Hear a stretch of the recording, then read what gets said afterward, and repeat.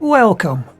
In this series of videos, we will cover the design and implementation of a project, from initial design through coding and development to testing, using the PowerBasic, Windows and console compilers.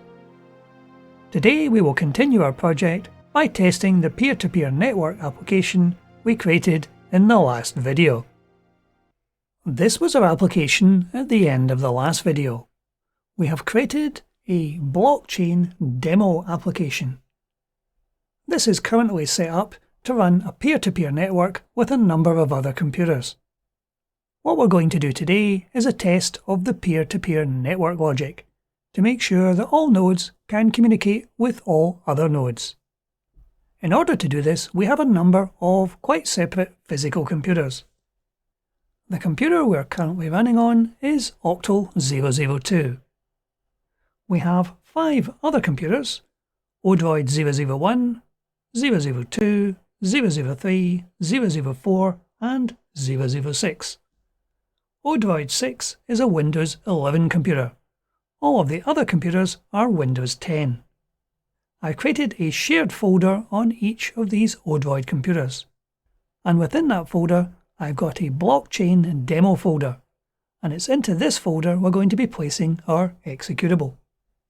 On Odroid 004 I have not yet created the shared folder, so we will do that one first.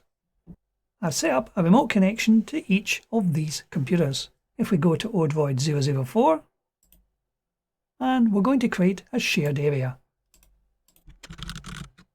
Having created this folder, we can now share it.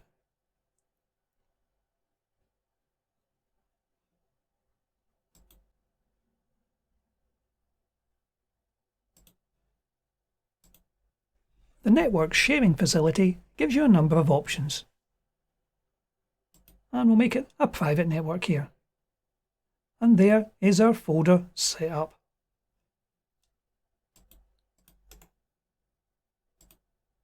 Now that we've refreshed it, the shared area will appear quite successfully. We can go into this, and we're now going to create a subfolder.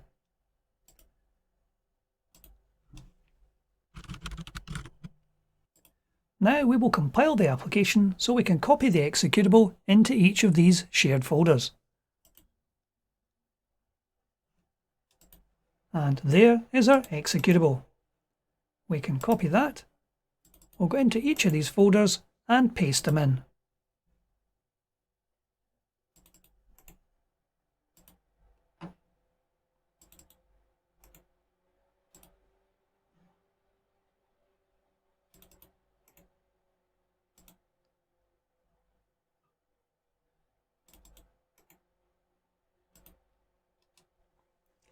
So now we have a copy of the blockchain demo executable on each computer. The way we have designed this particular application is that it shouldn't matter which of these actually starts first.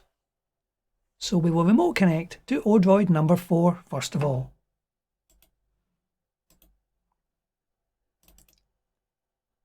If we go into the folder, we'll see there is our executable. If we attempt to run this now, the first thing the Windows Defender firewall will come up with a message to say it's blocked some of the features. Now we want to unblock this so it can communicate across the network to the other computers. So we're going to leave it ticked for private networks and click the Allow Access. Once this has been selected, you won't have to do this again. We can see from the screen that the messages coming up are saying that broadcasting is active and it's polling for nodes. It's now got to the point in the application where pressing any key on the keyboard would actually attempt to terminate the application. It will sit on this quite happily indefinitely. Meanwhile, the monitoring thread, which is running in the background, will continue polling for nodes. At the moment, there is no other node running, therefore there's no reply coming back. So we'll leave that running at the moment, and we'll skip back to our main machine, Octal 002. If we run the application on here now, and click Allow Access, we'll see it's quite happily broadcasting and waiting for messages coming back. And we can see a message here coming back from Odroid 004. This machine has sent a message to say that it is currently active, and it's also sent a transaction. So we have demonstrated we've got a communication going between Odroid 004 and Octal. If we go back to the number 4 machine, we'll see it has also got a message from Octal 2 to say that it is active, and it has also sent a transaction. So once this gets to the end of its loop, we should start to see a display showing which nodes are currently active on each of the computers. While we wait for that to happen, we're going to run some more nodes to see if that will pick up.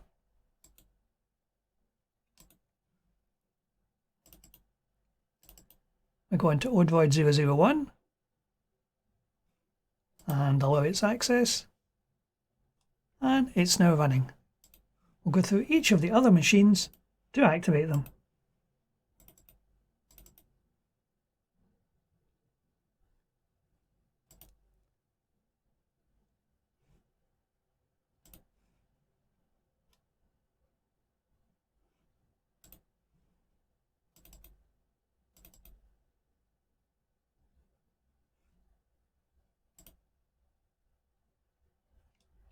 Now we have each computer communicating away quite happily.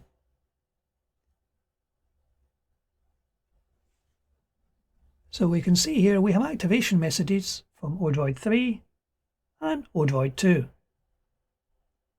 And we'll see on our list here, we are starting to get the list of the active nodes. So let's look at one of the other machines. If we look at Odroid 4, we'll see that it is now recording that it has Octal 2 and Odroids 1, 2 and 3 as active.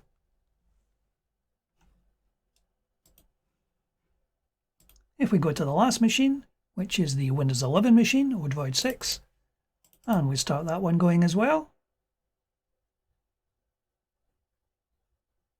it's now running away quite happily.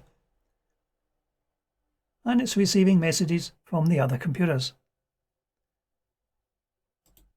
So far, we have yet to see any issues with the testing of our application. One of the things you want to do when testing applications like this is to attempt to actually break the application, to test every possible scenario, so that once your application goes live, you're unlikely to see any flaws. And there we are on Odroid 4, it's now showing Octal 2, Odroids 1, 2, 3 and 6 is all being active. So this Odroid has now picked up all the active nodes on the network. What we want to do now is to shut one of them down, to see if we'll pick up the deactivation. So if we go back to Odroid 3, and all we need to do in Odroid 3 is to press one of the buttons on the keyboard to trigger the deactivation.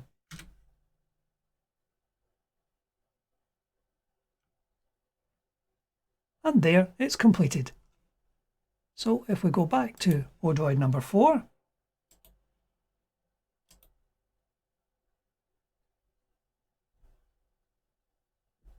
and we may have to wait a moment for the machines to pick up a not active, and there it is now. Odroid number 3 is now showing as not active, and the node array is being updated. So the next time this machine displays all the active nodes, Odroid 3 will not be on the list. So let's try closing down another one of the machines. Let's go for Odroid 1. There we go, that's Odroid 1 shut down.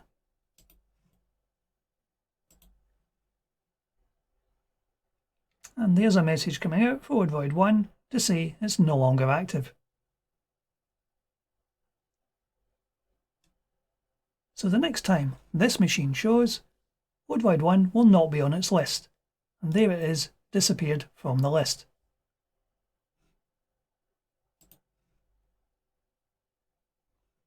Odroid 1 no longer in the list of the main machine either.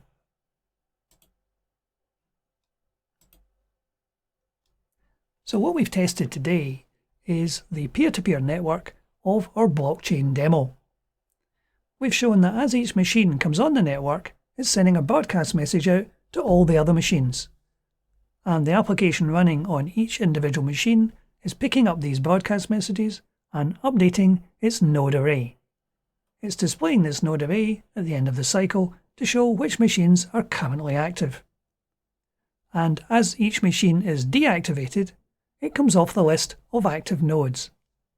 So as we have been unable to show any flaw in the current logic of the application, the next stage will be to go and develop the blockchain transactions.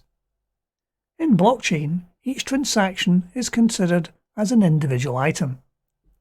And the blockchain also has reference to the previous block. This means every time we add a transaction onto the blockchain, we need to reference the previous block. By doing so, any node receiving a message to add to the blockchain will know whether the message coming in has the complete blockchain or not. So we will need to synchronize blockchains between all the nodes to make sure that each node has a full audit trail of the entire transaction history.